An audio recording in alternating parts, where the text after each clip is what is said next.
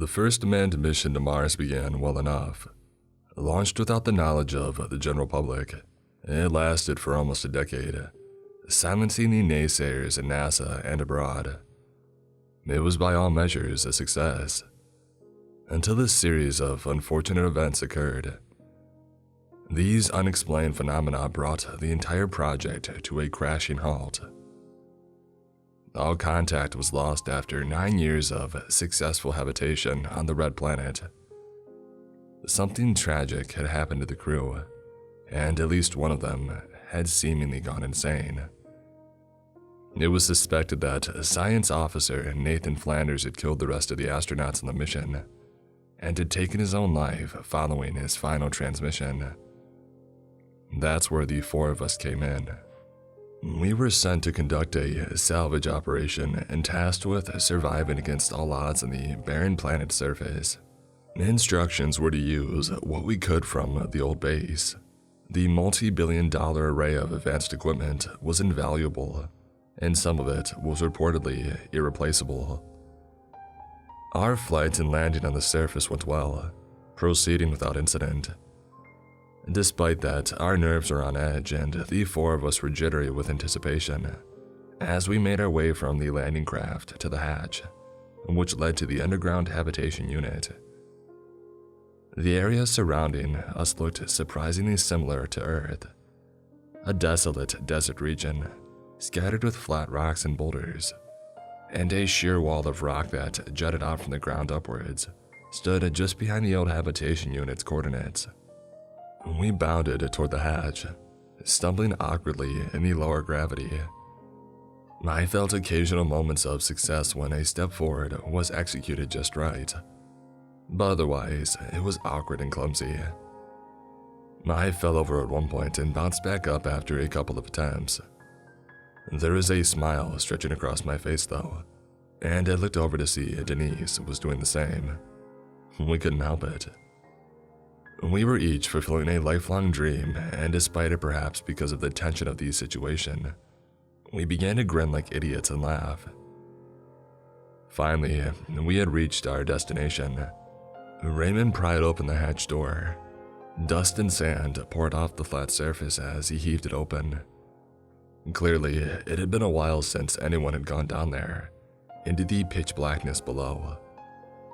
The possibility that anyone was still alive in the habitation unit was unlikely, if not impossible, but we had been prepared for nearly any situation.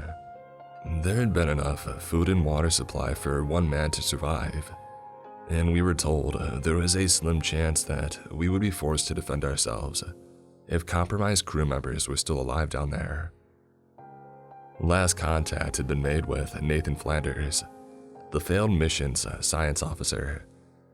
He had claimed there was something down below, in the area being dug out for the base's expansion, some sort of organism, and that it had infected the crew. He had called it telepathic slime mold, according to reports. Ridiculous, of course. Nothing could live in the freezing temperatures of the caverns beneath the surface of Mars. It was far too cold for that. But the rationale for that specific delusion made some sense. Flanders had researched slime mold extensively during his formatic academic years, so it seemed to follow logically that he would revert back to thinking about it during a mental break. At least that was what the psychoanalyst back at base thought, that there was some traumatic event underlying all of this that he had failed to disclose on his psych report. As we climbed down into the habitation unit, I began to suspect that we had been wrong to think that he had been lying, that we had been wrong about everything. Whispering voices were speaking in my mind, but I dismissed it as nerves and adrenaline, my overworked mind playing tricks on me. The darkness was total as we descended the ladder. By the time that we got down to the floor and switched on our headlamps, it was too late. The hatch had slammed shut above us automatically, and we looked around in horror to see the controls to open it up again had been covered by yellow, slimy webbing that writhed and pulsated as if alive. It was disorienting and surreal, and for a moment, I felt like a fly who had fallen into an labyrinthine spiderweb. It surrounded us in spiraling whirls that enveloped everything in a many-stranded maze of stringy, striated slime mold. All of the habitation unit and its high-tech interior was covered with the stuff. It was built up on the walls and on the ceiling, covering the floors and leaving only the ladder and the small space around the base of it open, as if waiting for us, not wanting to alert us to its presence until it was too late and we were trapped. The yellow webs writhed and moved all around us, reaching out tendril-like towards us from the walls and stretching out to touch us. "Oh my god, what is this?" I heard Aisha whisper breathlessly through the radio. He was right. It wasn't a delusion. It was all true.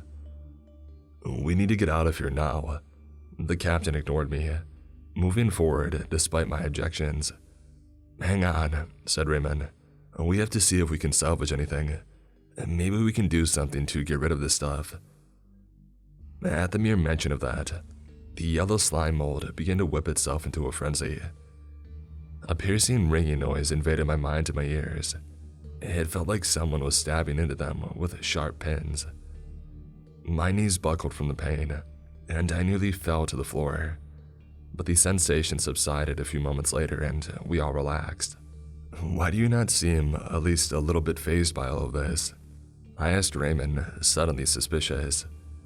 I felt like he was the only one not even remotely surprised by the fact that Nathan Flanders had been telling the truth. There really was a life on Mars, and it wasn't human.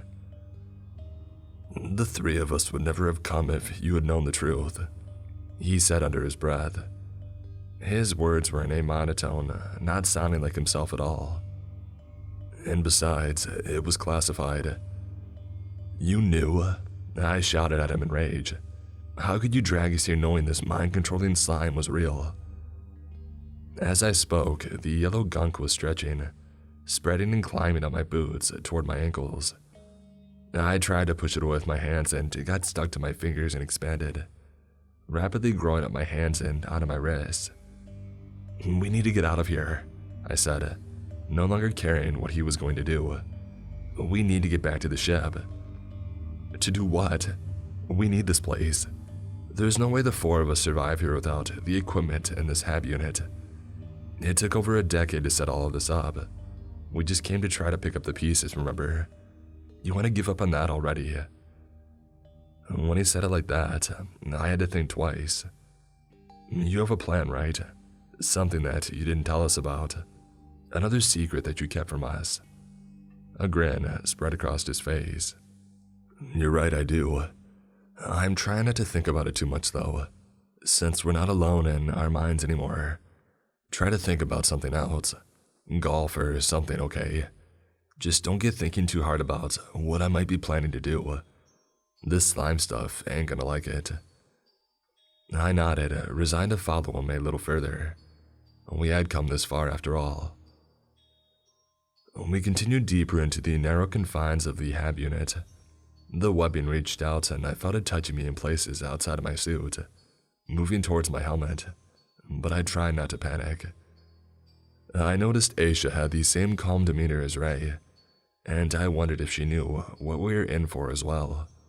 "Do you think it's possible that Nathan is still alive?" Denise asked, her voice shaking. "Doubtful." Movement came from up ahead and I saw something in the shadows. A shape lurching forward. The thing which came out from the next room clearly once was an astronaut, but it was not Nathan Flanders. A voice rang clearly through my mind and I heard it was a woman speaking softly. Her tone was soft and lilting, almost a sing-song. I found myself wanting to go to her, as I listened and looked down to see the web slime moving up my leg further now, almost to my midsection, crawling up my body and encasing me in it. I tried to back away, but I found it was difficult to move suddenly. The yellow gunk was becoming more tenacious, gripping me and holding me in place like vines. "Won't you stay with us? Be one with us?" Don't you want to be a part of something bigger than yourself? The voice asked inside my mind. Her face came out from the shadows, and I saw now that her entire head was covered with the yellow webbing.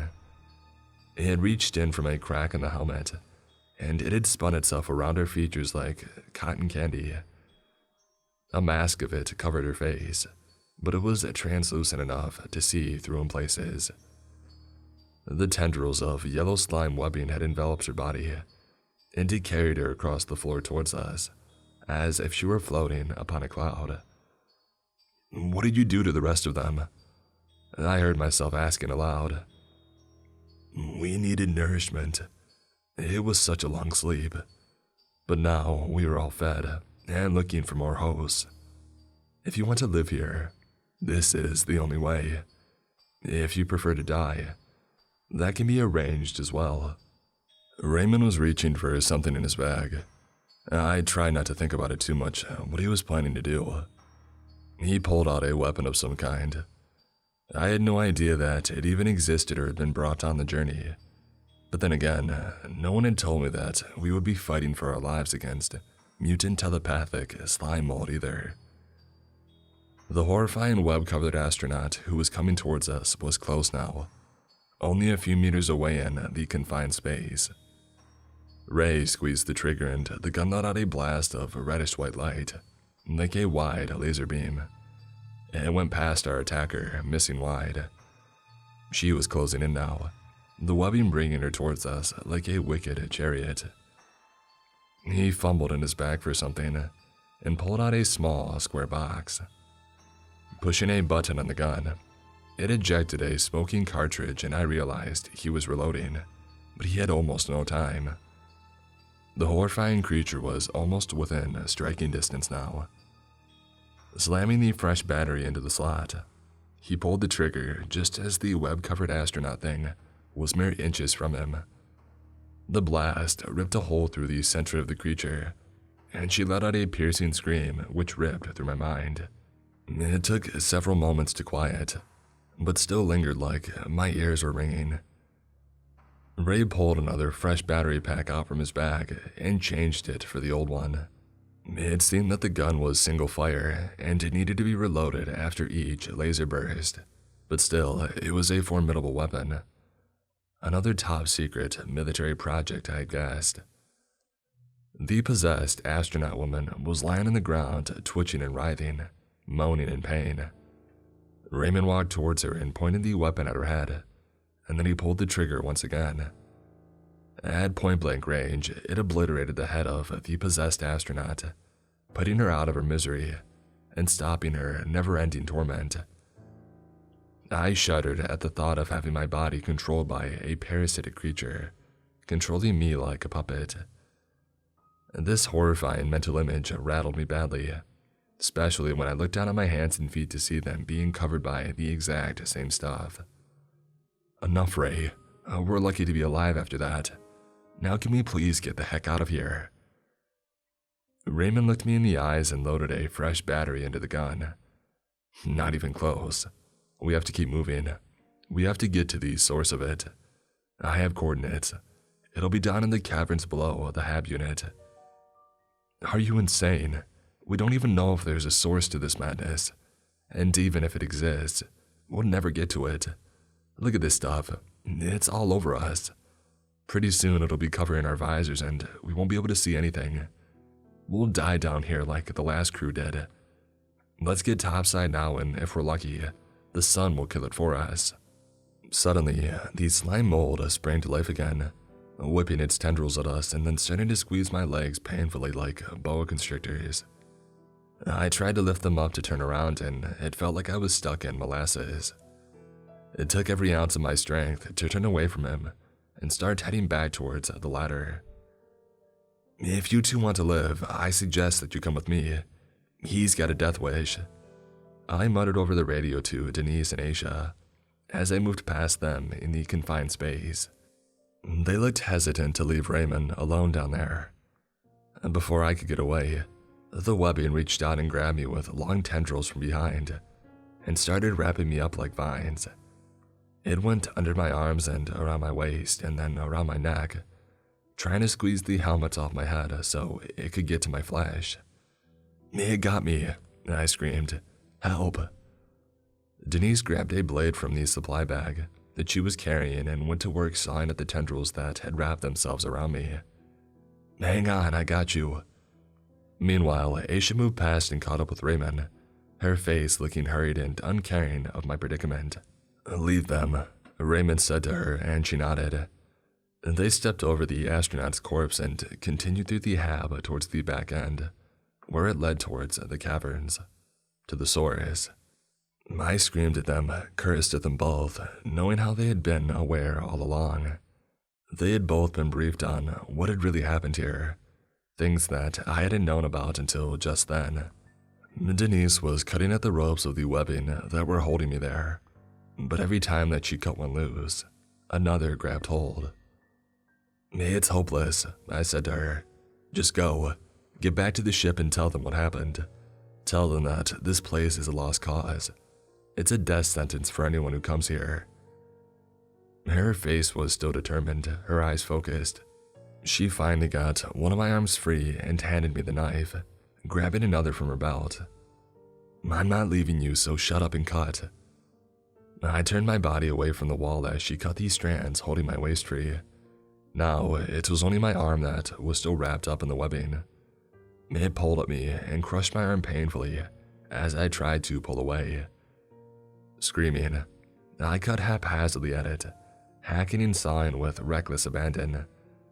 Denise was cutting at another large piece, and although more began to wrap around me, we had the upper hand now.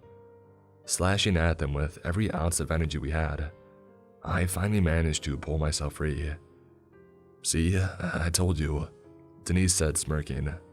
"Now come on, let's get out of here." We were both semi-covered in the yellow webbing, which was now feeling heavy and cumbersome on my legs and hands, as it expanded and purposefully slowed us down, resisting our every movement. The control panel was covered in the stuff, but I remembered suddenly from my training that there is a manual release up on the hatch door. It had been installed in the event of a power failure. I managed to reach the ladder and look back to see Denise just behind me. Beginning to climb was difficult, the yellow slime mold sticking to my boots and sucking me back down like wet cement. With an extreme effort, I got my boot up on the first ladder, and I began to climb. The hatch door wouldn't open at first. It didn't help that I was terrified and full of panic, suddenly forgetting all my training. I began to slam my fist against it, mad with fear and unable to focus. A slime mold was climbing up my visor now, covering it so I couldn't see. My breathing was coming fast and I found myself hyperventilating, feeling like I was drowning in it. Finally, my fingers found the latch and I pulled on it, feeling the satisfying click of it opening. Sunlight spilled in as I swung it open and I climbed up into the air. The yellow webbing began to retreat from the light, recoiling and peeling back from my visor like it was melting. It preferred the darkness. Denise and I managed to get back to the landing craft. We got back inside after making sure that we had gotten rid of all the stuff from our suits. Immediately, we sent a transmission back to base, explaining what had happened. After waiting a long while, they answered back. "Any word from Raymond and Aisha? Did they set off the device?" You would have felt a tremor like a small earthquake. So that was their plan. Some sort of device to destroy the stuff at its source. I still didn't understand why they didn't just tell us the truth. But then I supposed I wouldn't have gone if they did. Perhaps the device was some sort of bomb that would make the organism inert and harmless. Or maybe Raymond and Aisha were going to sacrifice themselves to set it off. Either way, I was glad that I'd gotten out in time. I responded back to the base. "No, we haven't heard anything from them, and we haven't felt anything yet." But then a moment later, we did feel something. An explosion from beneath us. The ground caved in below the landing vessel, and we were thrown to the wall as the entire landing craft plunged down into a huge sinkhole that had just been created. When everything settled, I opened my eyes to see Raymond and Aisha staring at us through the window of the landing vessel. In the darkness, the yellow slime mold still covered their suits. It was on their visors now, and it had found its way inside and onto their faces, and into their eyes and mouth, nostrils and ears. They were being controlled by the parasitic slime mold now. It was controlling their actions, and they had used the device designed to destroy it, to instead bring us down below, into the darkness, where we would be vulnerable to it. We held the doors closed as they pulled on the latch, trying to get into the ship. There was a steel rod which we had managed to wedge the door closed with, at least for now. But still, it wouldn't hold forever. I can already see the yellow webbing sneaking in through the edges of the door, punching through weak points in the hull and growing vine-like into our living space. It is spreading and moving towards us steadily, to our cramped spot in a corner where we watch them encroaching. There are still people at NASA who want the public to know the truth, to know about this cover-up. They said that they'll get this out there for us, one way or another, because they know, as well as I do, the red planet is damned, and the human race should never return here.